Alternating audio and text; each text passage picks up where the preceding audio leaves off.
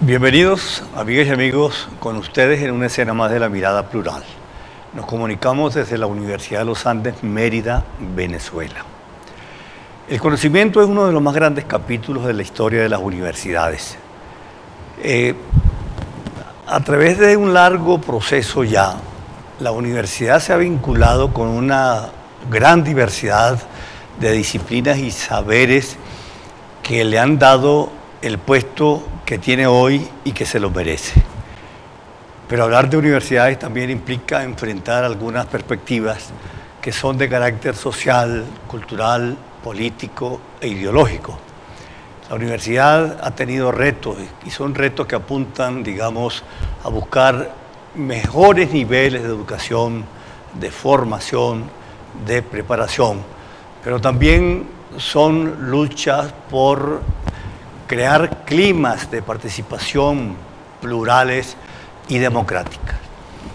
Hace 100 años, por estos meses de 1918, en la Universidad de Córdoba, Argentina, se destapa un proceso que terminó conociéndose en la historia como la Reforma Universitaria de Córdoba.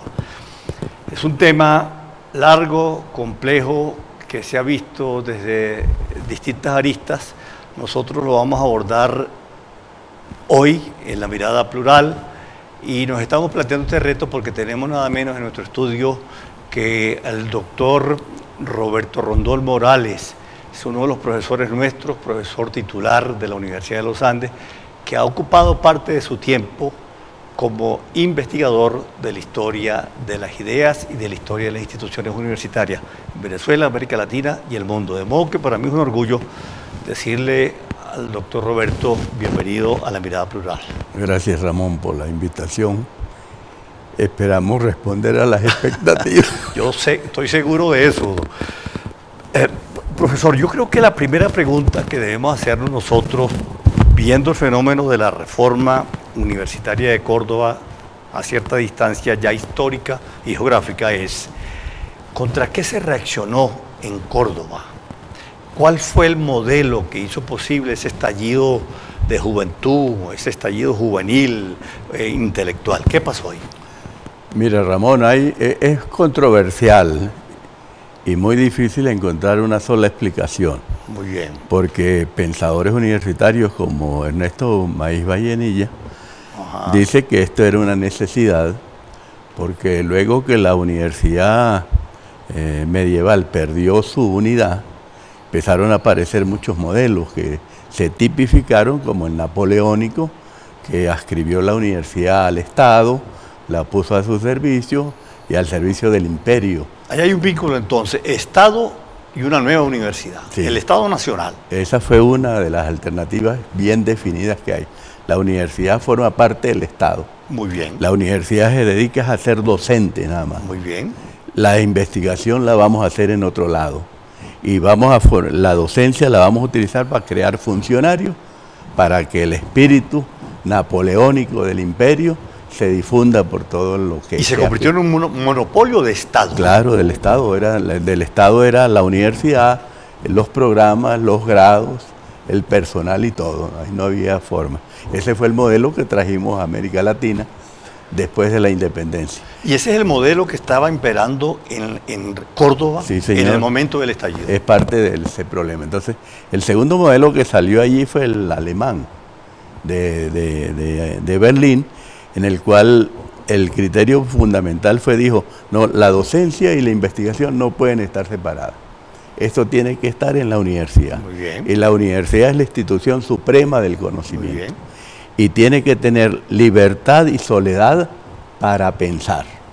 Muy bien. Es decir, y no la entorpezca el Estado, es decir, el otro modelo del otro lado. Vamos a continuar con esa reseña histórica importantísima, pero yo quisiera, profesor Roberto, insertar ya una opinión que se extrajo de un ciclo de conferencias que nos ocupamos de revisar para tener cierta propiedad, digamos, a la hora de abordar con usted este tema. Se trata del doctor Horacio Sanguinetti. Él fue rector del Instituto Universitario de Buenos Aires, profesor de la Universidad de Buenos Aires, de una trayectoria educativa pues, desde su padre hasta él y sus hijos. Él nos suelta esta prenda que yo quiero compartirla con usted, profesor, y oír su opinión porque me parece muy importante. Vamos entonces con esta mirada. ¿Cómo se designaban los profesores? Bueno, a dedo es el mejor sistema. Hubo casos notables. Regalarle a un joven que se casaba una cátedra como regalo de bodas. Pasó eso. Era algo realmente extraordinario. La universidad estaba dirigida ¿por quién? ¿Por los estudiantes? No. ¿Por los graduados? No. ¿Por los no docentes? No. ¿Por los docentes? ¿Por los profesores? Tampoco. Estaba dirigida por las academias. Las academias eran grupos cerrados que se autoelegían y que cuando, como dice Julio B. González, con mucha maldad, cuando a los 95 años de edad fallecía alguno de los viejos, era nombrado inmediatamente su equivalente exacto moral, material y mental. Y ellos dirigían la universidad, de la cual no eran ni siquiera profesores. No tenían la menor idea de lo que pasaba, las necesidades que tenían y lo que ocurría. A ver, profesor Roberto, esa es una declaración polémica, ¿no? Eso de regalar cátedras a muchachos recién casados, aquello de nombrar profesores a dedo, ese era el modelo de la Universidad Colonial. Ese era el modelo de la colonial y de la napoleónica también. Y de la napoleónica. Pero la diferencia era de quién era el dedo. Muy bien. Y lo que dice el doctor Sanguinetti es cierto. El modelo napoleónico, que fue el que vino a América Latina, dividía muy claramente la docencia en la universidad y la investigación fuera de la universidad, en academias, en jardines o en museos, que eran variedades. Pero como ser un investigador, miembro de una academia, era un lujo intelectual, había muchos profesores que eran docentes en la universidad y miembros de las academias. Entonces, estos miembros de la academia, profesores a su vez, eran los que pesaban más en las decisiones de la universidad. Por eso es por lo que él dice que no eran los profesores ni los estudiantes, sino los académicos. Muy bien. Y los académicos eran una especie de clase muy especial que había en los países. Por supuesto, en ese entonces las cátedras llegaron hasta heredarse. Y eran cargos vitalicios. Y vitalicios y hereditarios. Sí. Y por supuesto de los compadres y amigos de la causa, sí, que fue lo que justamente Córdoba rompió, que las cátedras no son vitalicias, no son hereditarias, son periódicas, tienen que abrirse concursos, etcétera, etcétera. Ahora, profesor, hay un antecedente que a mí me parece importante traer aquí sobre la mesa, y se da en el siglo XIX, en la década de los 80, 1880. Según el historiador argentino de la Universidad, Pablo Buchbinder, él dice que con la conformación y estructuración del Estado Nacional en Argentina, ahí quiebra el vínculo orgánico entre Estado y universidad, poder público y universidad. Eso era un antecedente importante, en 1880 en Argentina. En la Universidad de Buenos Aires vemos también, conocemos los antecedentes de 1903 y 1906. ¿Qué pasó ahí? ¿Se inspira ahí la Universidad de Córdoba? Por supuesto. Hemos dicho que el modelo que había venido a América Latina era el napoleónico, es decir, las universidades pertenecían al Estado. Muy bien. Y un gran esfuerzo que se hizo cuando hubo los estados nacionales fue darle personalidad moral al principio y darle personalidad jurídica a las universidades. Muy bien. Entonces, al darle personalidad jurídica y al darle patrimonio propio, pues dejaron ser del Estado. Y eso era lo que se perseguía, que fueran también los que eran privadas de grupos jesuitas o de cualquier otra de estas congregaciones. Por supuesto, donde ocurrió más temprano este proceso de separarse la universidad del cobijo absoluto del Estado fue Argentina. A nosotros, por ejemplo, nos llegó muy tarde en Venezuela. En 1946, cuando el régimen presidido por Acción Democrática, decretó unos estatutos de las universidades nacionales que la separó también. Qué bueno. De ese Estado que venía. 1946. 46, sí. La Acción Democrática, por vía de Rómulo Betancourt, hizo un decreto que se llama el Estatuto de las Universidades Nacionales, en el cual las dos que había en aquel entonces, la UCB y la ULA, porque Castro había cerrado dos antes, ¿cómo no? La de Valencia y la del Zulia.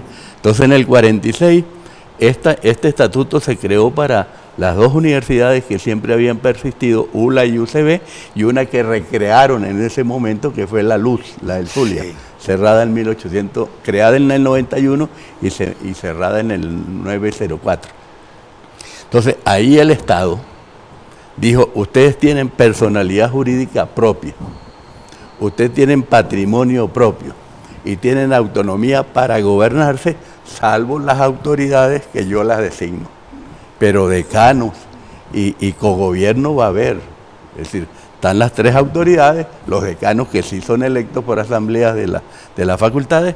En aquel entonces no eran dos representantes de los egresados, sino tres, sí, y tres estudiantes y del gobierno. Es decir, constituyeron un gobierno propio de la universidad, no del ministerio. Claro, vamos a retomar ese punto en una parte del programa cuando entremos a hablar de la situación de las universidades en Venezuela.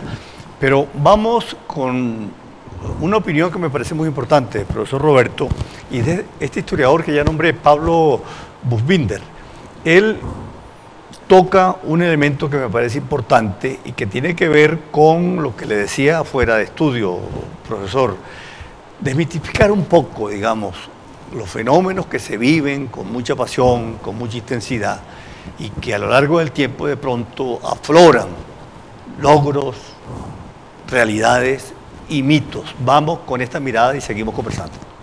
La primera pregunta que uno tiene que plantear acá es ¿por qué en Córdoba no hubo una transformación de los estatutos y no hubo una modificación de la forma en la que funcionaba la universidad? Y ahí lo que uno tiene que plantearse en primer término es el papel que el título universitario juega en Córdoba. El papel que juega en la sociedad cordobesa, el papel que juega en la construcción de las élites cordobesas. Había un publicista muy conocido, publicista del diario La Nación, a principios del siglo XX, un señor que se llamaba Emilio Becher, escribió un texto que se llamaba La oligarquía universitaria. Dijo que decía que la Argentina estaba gobernada por una oligarquía universitaria. ¿Qué es lo que él quería decir con la idea de la oligarquía universitaria? Bueno, el título universitario abría una cantidad de puertas diversas que no habría en otros países. Obviamente, abría las puertas de la magistratura, abría las puertas de la política en términos generales, pero también los principales dirigentes de las empresas, los principales ejecutivos, en líneas generales provenían de las universidades. Es decir, el título universitario abría una cantidad de puertas mucho mayor que la que habría probablemente en otros países. A mí me llama mucho la atención esa pregunta que se formula este señor. ¿Por qué no se reformaron los estatutos de la Universidad de Córdoba? ¿Qué pasó ahí? Lo que pasó aparentemente es lo siguiente, Ramón. Los estudiantes empezaron desde principios de junio, a hacer unos reclamos, que como todos sabemos fue por la clausura de unas pasantías de medicina. ¿Cómo no? En el hospital de clínicas del cual dependía la universidad. Pero aparentemente eso fue simplemente el disparador de un amontonamiento de situaciones de protestas que estaban dentro de la universidad, pero no solo por la universidad, sino por el medio en el cual se desenvolvía la sociedad argentina. De manera que ahí hay una de las grandes discusiones. ¿Esto fue un fenómeno de reforma universitaria o fue una redención de la universidad que quería ir a redimir la sociedad y el pueblo?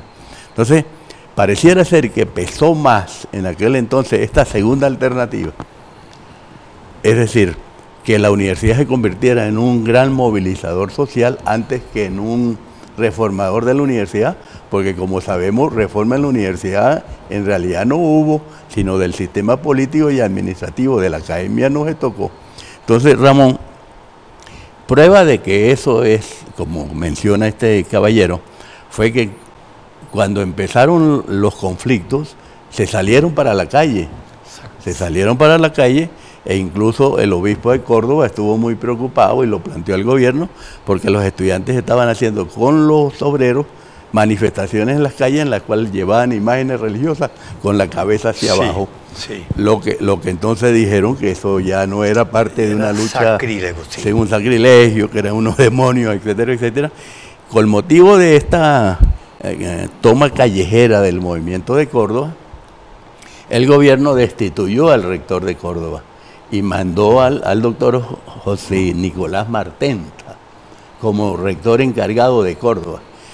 Y el doctor Martensa llamó a Luis Barros, que era el directivo de los estudiantes, con los estudiantes y le dijo, mire, yo les propongo dos alternativas para resolver si esto es un problema universitario. Primero, traer el modelo positivista, científico, experimental, de libertad ideológica que tenemos en La Plata, con gran impacto positivista.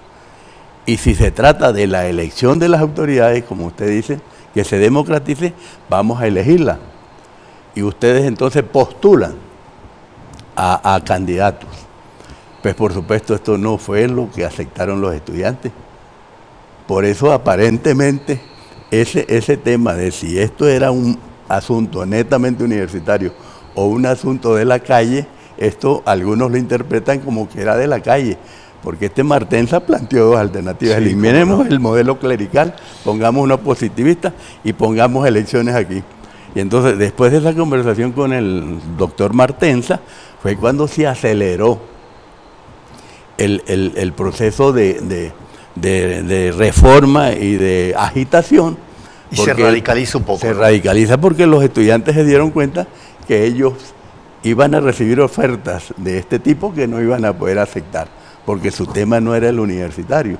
Y entonces radicalizaron y llamaron a Roca y compañía para que hiciera el edicto ese. Ahora, ese manifiesto liminar de Diodoro Roca, yo lo estuve leyendo con detenimiento, me parece una proclama muy romántica y muy bien escrita, ¿no? Y ahí hay una serie de principios y pronunciamientos que tienen más que ver con una filosofía política de corte americanista, ¿no? Digamos, ideas que ya estaban en un José Vasconcelos, ideas que ya estaban en un José Enrique Rodó de Uruguay, ¿no?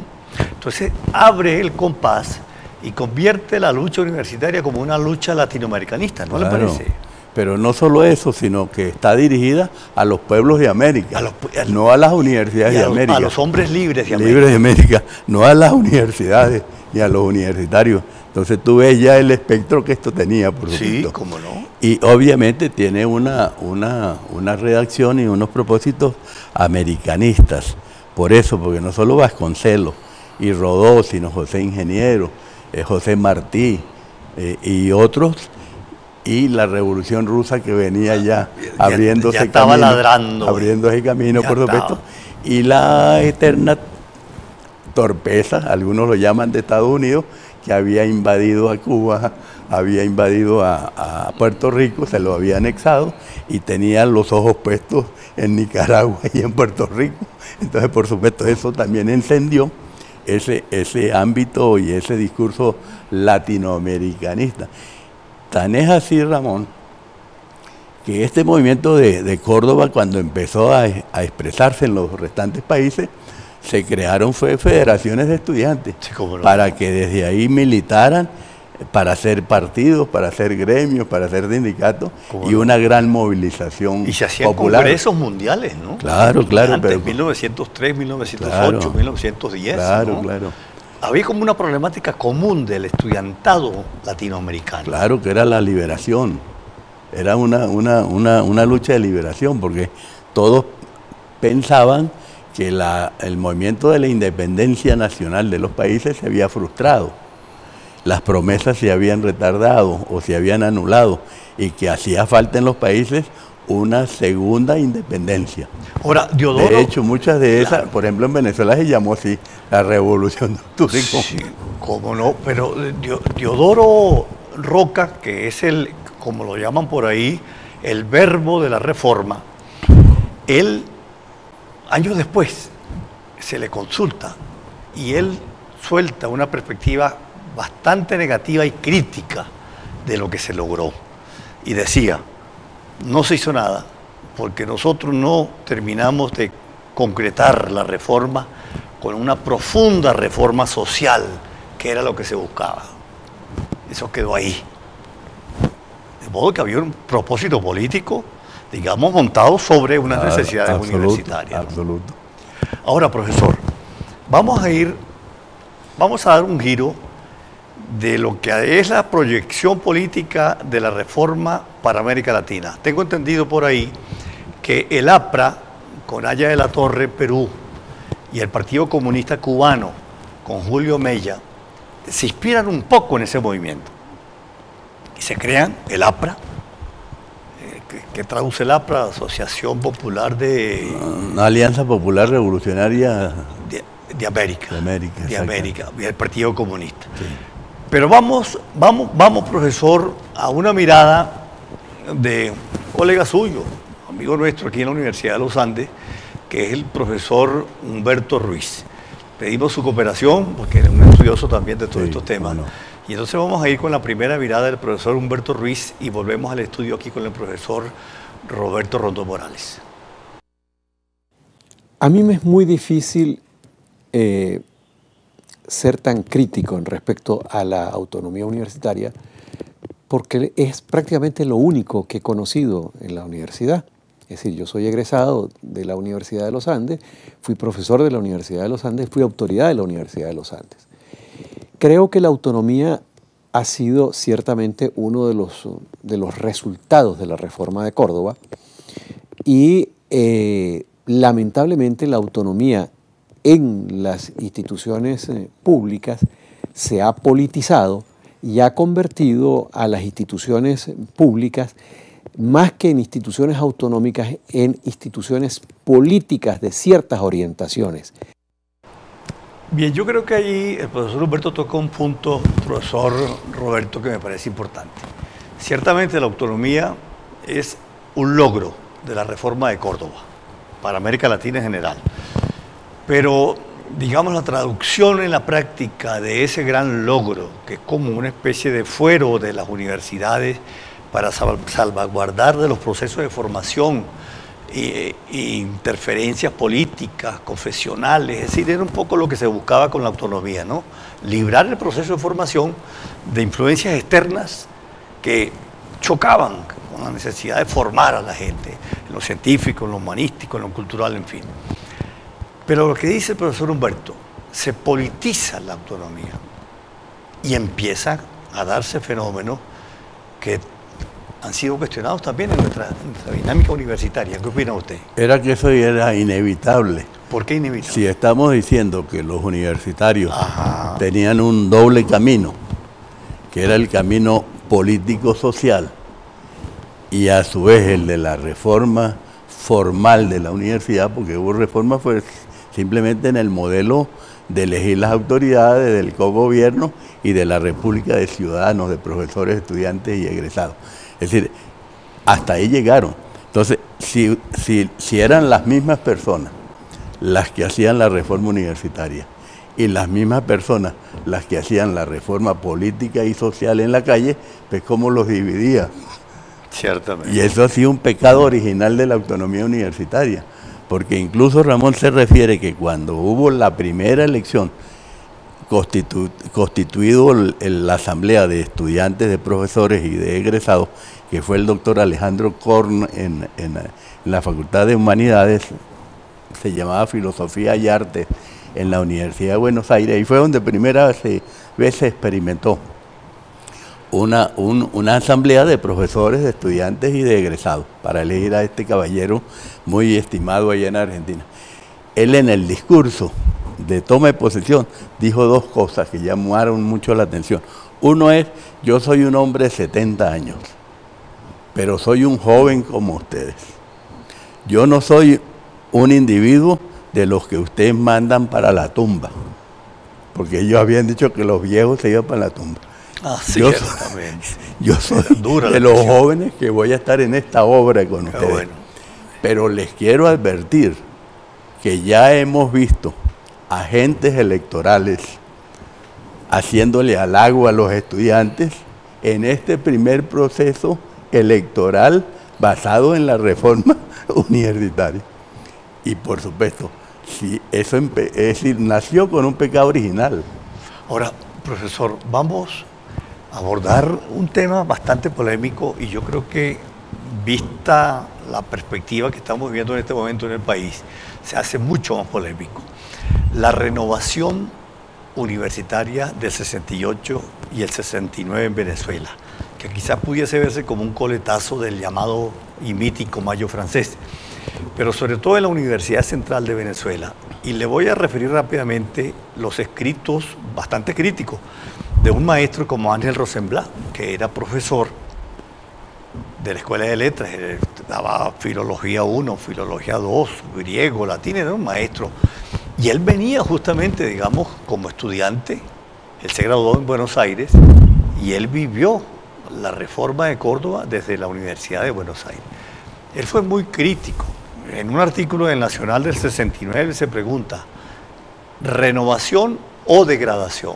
Y da una serie de razones, digamos, que son muy largas, ¿no?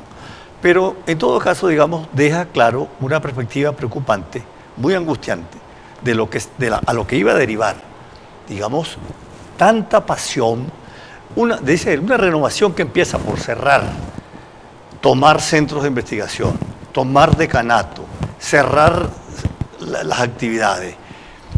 ¿Qué es eso? ¿Hacia dónde vamos?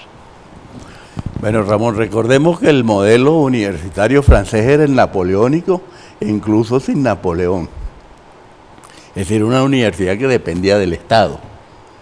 Y así como el clero le daba inmovilidad, le daba nepotismo, le daba despotismo, desactualización a la universidad, el Estado también se la daba.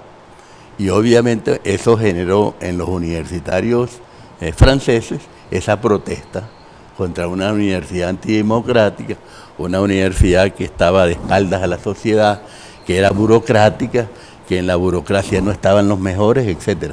Y generó todo ese reclamo. Yo estoy entendiendo que algunos de los eslogans que generaron el Mayo francés, como por ejemplo la inteligencia al poder, está prohibido prohibir. La imaginación al poder. La imaginación al poder. Eso, junto con Marcuse, inspiró a algunos grupos en Venezuela. Unos grupos en Venezuela que pensaron que también había que hacer una reforma. Pero ciertamente, esa reforma empezaron por dos escuelas que cerraron. Sí, la escuela de sociología la cerraron, la escuela de letras la cerraron. ¿Cómo no? ¿Verdad? ¿Por qué? Porque no servían. ¿Y por qué no sirven? Nadie supo explicar. Nadie supo. ¿Y qué es lo que hay que hacer? Bueno, hay que cambiar algo. Y entonces, por supuesto, el problema se complicó en el caso de Caracas porque el doctor Jesús María Bianco era el rector. Era el rector y estaba presidiendo un proceso de reforma universitaria, fundamentalmente con el Partido Comunista. Sí. Con el Partido Comunista y un poco con el MIR. Entonces, eso hizo que estos grupos que estaban en sociología y en letras empezaran a organizarse también políticamente para darle coordinación a su actividad, porque desde el rectorado sí había una coordinación con el Partido Comunista.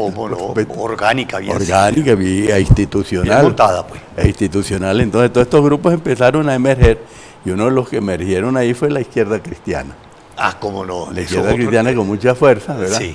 Y con Gustavo Martins, que fue el que dirigió todo ese proceso, ¿verdad? Cierto.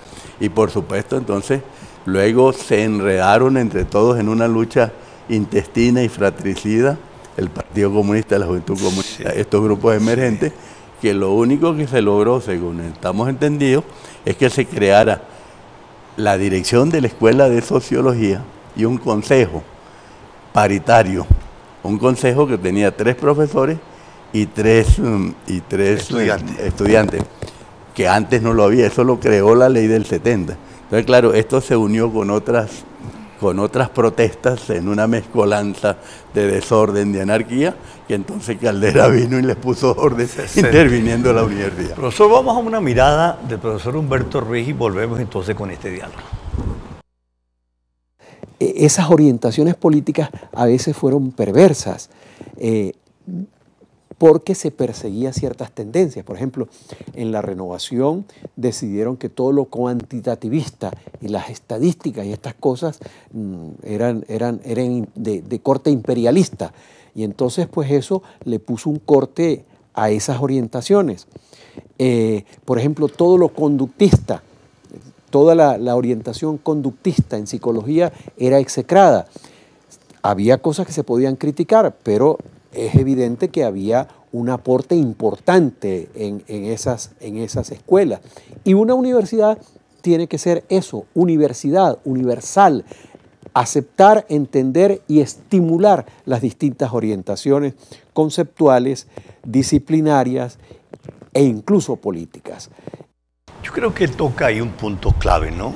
Y vuelvo a lo del maestro Ángel Rosenblatt, porque en ese proceso de renovación, él estaba tratando de llevarle al estudiante de la Escuela de Letras esas complejidades de la lingüística de Saussure, las antinomias de Saussure en lingüística, que era una cosa maravillosa, vinculada con esa tendencia, digamos, metodológica, que era el estructuralismo.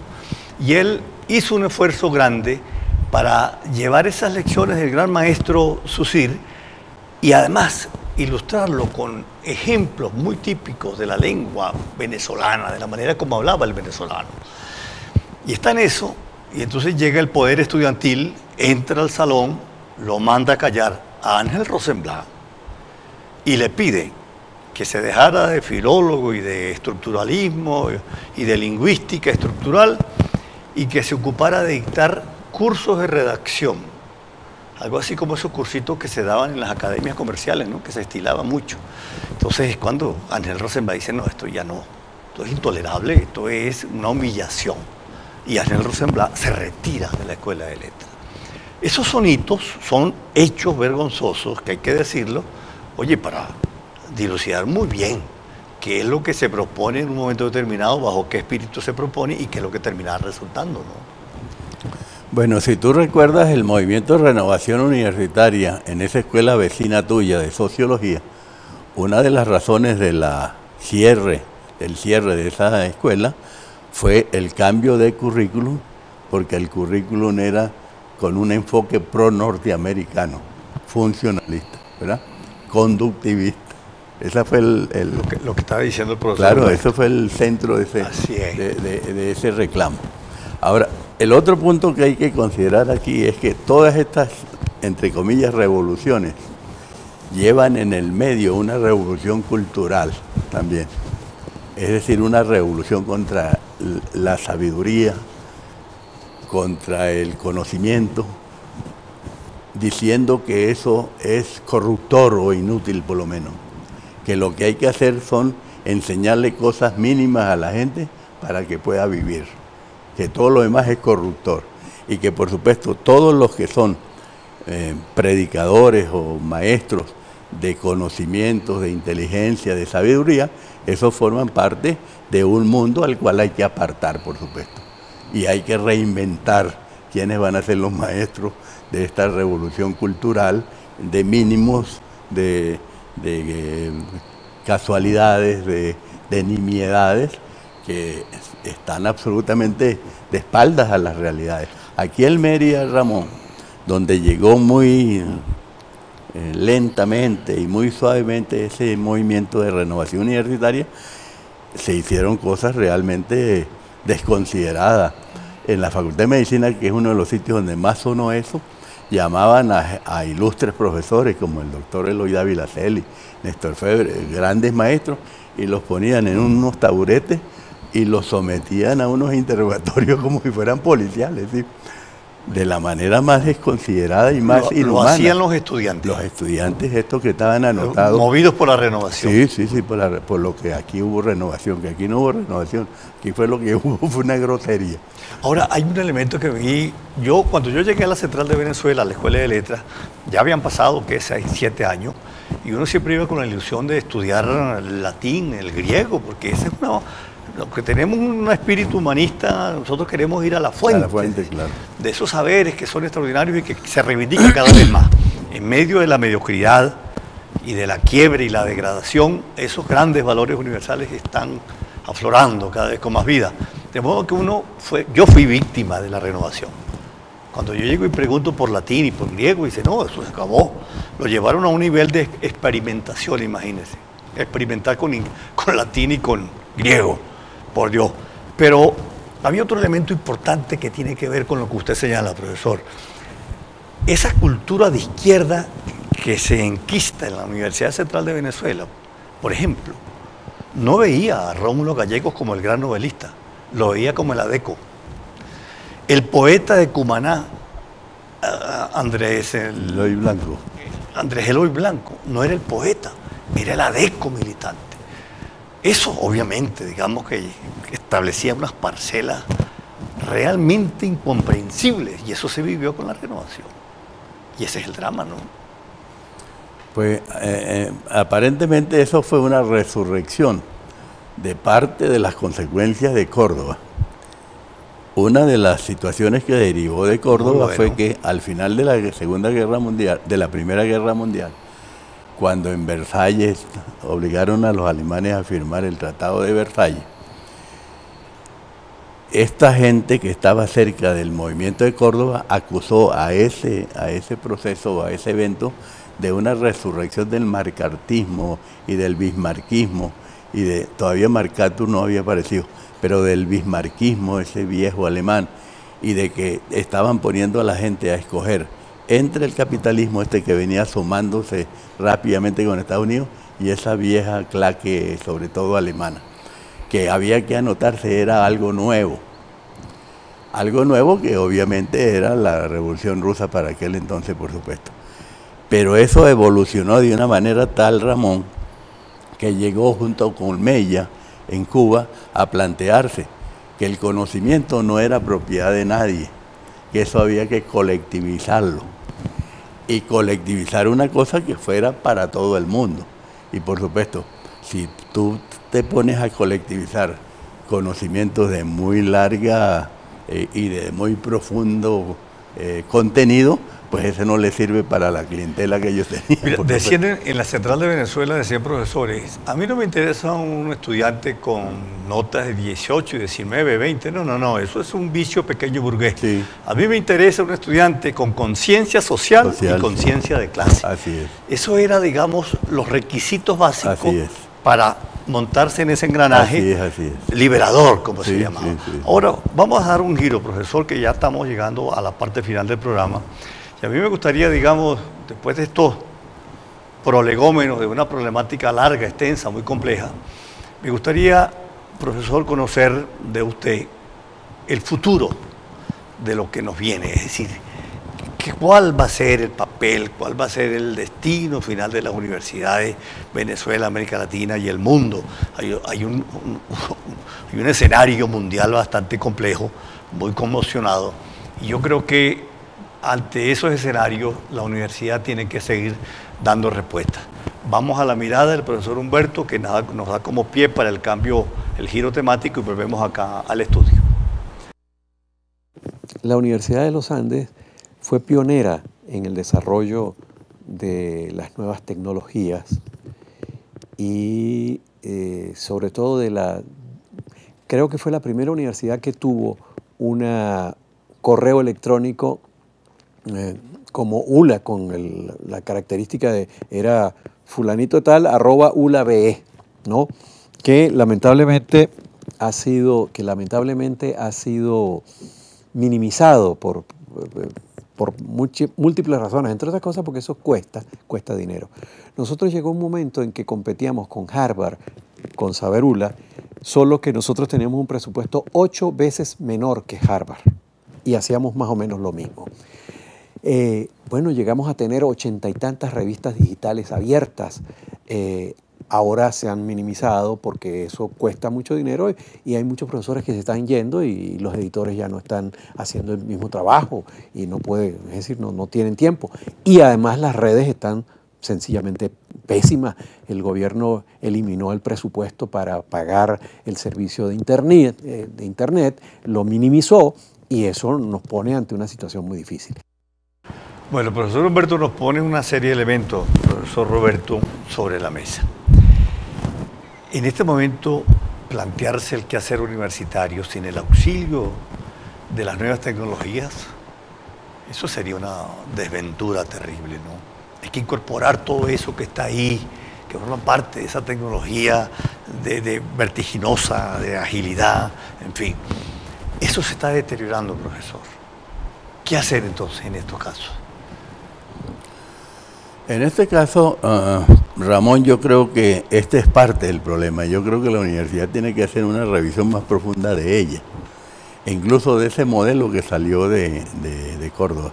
Si sabemos, el modelo de Córdoba es de una autonomía plena, que llaman, de una ciudadanía universitaria de profesores, estudiantes y egresados.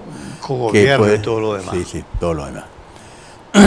El problema es que todo eso hay que revisarlo, porque si no revisamos todo eso, tampoco somos capaces de revisar, ponernos a tono con todo este desarrollo científico, tecnológico, sobre todo las tecnologías de la información y la comunicación, que están despersonalizando, que están abriendo espacios, que están proponiendo que las profesiones en el futuro van a ser distintas, profesiones que desaparecerán, profesiones que aparecerán y profesiones que van a cambiar absolutamente. ¿Las nuevas tecnologías pueden ser una amenaza para la universidad? Bueno, si seguimos con esta universidad, sí. Por una sencilla razón, Ramón. Ya los centros de investigación no están solo en la universidad. Así es. Hay muchísimos centros de investigación entonces en Venezuela. Ya la formación se está haciendo por encima de la frontera. Usted puede obtener ahora grados incluso de Harvard o de cualquier universidad. Y si nosotros seguimos con los apuntes estos amarillos de hace 25 años, se supondrá que nos va a dar un golpe tremendo. De manera que yo creo que hay partes de la universidad que sí están adaptándose a esto, pero no toda la universidad. No toda y lo lógico es que la universidad es toda, no un pedazo de ella, y este todo no se está poniendo a tono con esto. Vamos a ver qué nos dice el profesor Humberto al respecto, profesor Roberto. Creo que las posibilidades en las nuevas tendencias tecnológicas de la red de redes, de las nuevas opciones y de las opciones educativas para esto, están minimizadas y están más bien deterioradas. Y creo que en esa dirección hay que hacer esfuerzos muy importantes. Pero por supuesto, previamente hay la concepción de la universalidad de la universidad. Sin esa, lo otro es simplemente un parapeto sin mayor sentido. Yo creo que ese punto que nos plantea aquí el profesor Humberto Ruiz es importante, pero eso me da pie, profesor Roberto, para la siguiente pregunta. Usted dice, sí, muy bien, la tecnología está ahí, es un instrumento que hay que utilizar y demás, pero previo a eso hay que revisar la institución. ¿Qué está pasando con esa serie de valores que fueron como su identidad, verdad? Que, digamos, simultáneamente como se formaba el profesional, que era una tarea importante de la universidad, formar buenos profesores, buenos profesionales. También había una escala de valores que estaba ahí implícita en ese proceso de formación. Hay liderazgo, hay voluntad política internamente de la institución para plantearse nuevamente, digamos, la posibilidad de reformas universitarias de cara a lo que viene. Ramón, si uno simplifica lo que está diciendo Humberto y lo que estás preguntando, el gran paso que tiene que dar la universidad es cambiar de ese modelo napoleónico de entrenamiento a uno moderno de conocimiento. Ese es simplemente el detalle. ¿Cómo instrumentar eso? El entrenamiento usted lo que tenía que dar in situ, con grandes maestros, con laboratorios, con hospitales, con visitas de campo, etcétera, etcétera. Esa etapa se ha cumplido, ¿no? Esa parte se ha cumplido y bien, y bien. Muy bien. Ahora lo que tenemos es que ir desplazando ese modelo de entrenamiento hacia un modelo de conocimiento, en el cual el profesor ese eminente que uno veía que era una biblioteca, un erudito, eso hay que transportarlo hacia la biblioteca, hacia los centros de información, hacia la comunicación. Allá es donde está eso. El profesor ahora lo que va a hacer es un orientador. Ahora, para eso, Ramón, yo creo que hay que hacerle una revisión al concepto de autonomía. Nosotros estamos proponiendo el concepto de autonomía autopoyética. ¿Cómo sería eso? A ver. La autonomía tradicional es, la universidad tiene autonomía académica, administrativa, financiera, presupuestaria, organizativa. Eso ha servido para protegerla, como era la idea, de agresiones externas, etcétera, etcétera. Pero eso al final se está convirtiendo simplemente en un cinturón de castidad para la universidad. Porque todo el de afuera o de adentro me está tocando mi castidad, me está rompiendo mi castidad. Lo que significa la autopoiesis es que la universidad tiene que buscar mecanismos de autorregeneración. Y cuando significa mecanismos de autorregeneración, es mecanismos de autorregeneración de su función principal, que es la académica, que es esta de formar. Tiene que haber gente pensando qué va a pasar en el mundo, cómo todas estas tecnologías, cómo la mundialización va a impactar esta función central de la universidad, que quiera o no se quiera, es la docente, la de formar profesores, porque la de la investigación es 10 o 12% nada más de los profesores. Pero la autorregeneración también significa que la universidad tiene que buscar mecanismos éticos. La universidad no puede seguir invirtiendo en empresas quebradas, en empresas que no terminan en nada, gastando su presupuesto y sin que eso pase nada. No puede haber más fraudes mirando para otro lado de exámenes, de concursos, de ascensos, de títulos a lo mejor. Sí. Es decir, la universidad tiene que volverse éticamente muy poderosa para poderse enfrentar junto con la modernidad a ese mundo que necesita. Así es. Vamos con la siguiente mirada y creo que última mirada por el programa de hoy con el profesor Humberto Ruiz. No se puede ser autónomo si no hay autonomía en el presupuesto. Es decir, eso lo sabían los curas y la iglesia de la Edad Media, que si las universidades no tenían cómo generar recursos, no podían ser instituciones educativas de calidad. Bueno, esto de estar pidiéndole el presupuesto al gobierno cada año y esperar que te den el 15, el 20, el 10% de lo que tú estás necesitando, lo que tú estás pidiendo, eso no es autonomía. Eso es un edificio absurdo que es la muerte de las universidades y la muerte del pensamiento universal y del pensamiento académico en el país. Ahora, profesor Roberto, sin duda alguna que evidentemente hay una quiebra de esa escala de valores, de esos paradigmas que sostenían, digamos, ¿no? Ese armazón de saberes universitarios. Aquí se está preguntando la gente en el terreno, en el campo de la filosofía, la psicología, la antropología, la sociología, ¿dónde están los nuevos paradigmas de esos nuevos saberes para enfrentar este mundo complejo que tenemos, ¿no? Esa es una búsqueda que está planteada en este momento. Nadie, digamos, hasta el momento ha mostrado eso que llamaba Foucault, los nuevos elementos racionales y reflexivos que nos permitan, digamos, abordar desde una nueva perspectiva esas disciplinas tradicionales. El punto, profesor, es el siguiente.